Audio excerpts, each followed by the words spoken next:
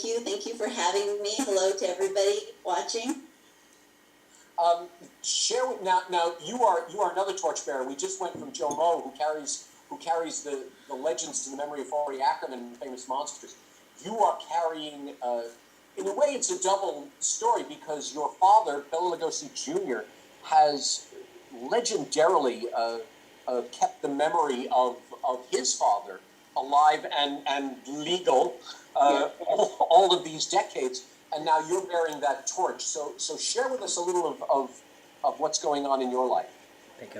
Well, I've been working with my dad, who says hello to everyone, by the way, for, about 10 years now, helping to carry on the legacy, expanding the licensing business and really learning those ropes from him. But it's really been my honor, my pleasure to actually get to know my grandfather more through doing these projects, and I just loved talking to people about him, and a lot of fans know way more about the films than I do, and so it's always a learning experience, and it's very touching to talk with people and see how Bela Lugosi's performance and his life in general has impacted them.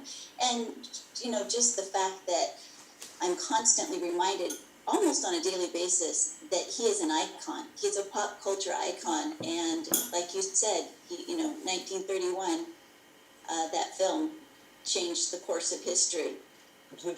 Completely. I think the real thing that shocks me is that's it. That's the film. Yes, he did Abbott and Costello meet Frankenstein, but that was a comedy. That was a send-up. You can't. I'm not going to put it in the same canon as the original. Christopher Lee did about 7 Dracula movies, and Frank Langella was on Broadway for well over a year, and I believe won a Tony for Dracula. So there's all these actors who have set a great tone for the character. But your grandfather, in one movie, and I hate to use the stereotypes, when someone sits and goes, "Oh, I want to drink your blood," it is him. In one movie, he has solidified the very memory of it. In a way, this is an ideal question for you. You did not meet him. He left us far too early. So you have gotten to see all of this, almost like we have. Why do you think, granddaughter, why do you think your grandfather, what did he do? What was his power that took the whole shape of this amazing novel? Role on the stage, his interpretation and his portrayal of that role on the stage, and having come from Hungary, very near to the area where the story, Bram Stoker's story, was placed.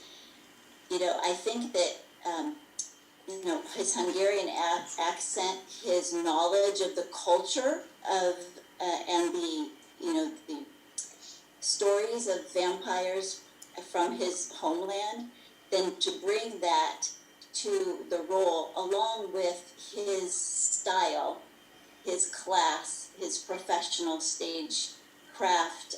He took the role and just made it his own.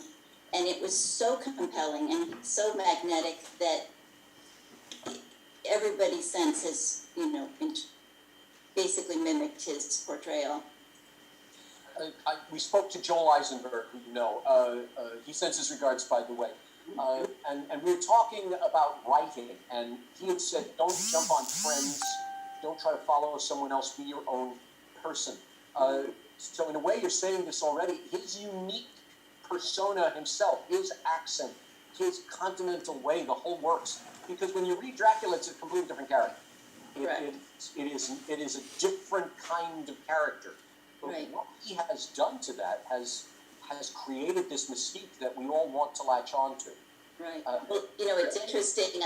One of the projects that we're doing right now, we're working with Legendary Comics to do a graphic novel of Bram Stoker's Dracula, but the character will be Bela Lugosi, the character Dracula.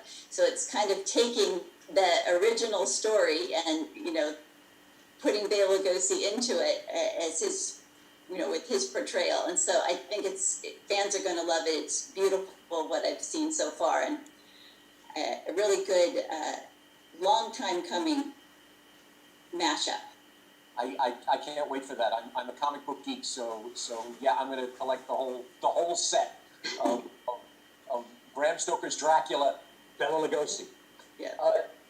You and your father are quite legendary on something else, and I found out the Stoker family is this. So it's like Dracula has changed legal standards in the world. Mr. Stoker explained how his great aunt, Florence Stoker, Bram's widow, battled the system in terms of Nosferatu, in terms of copyright infringement. Can you elaborate on how you and your father basically changed things in terms of artists' images within the...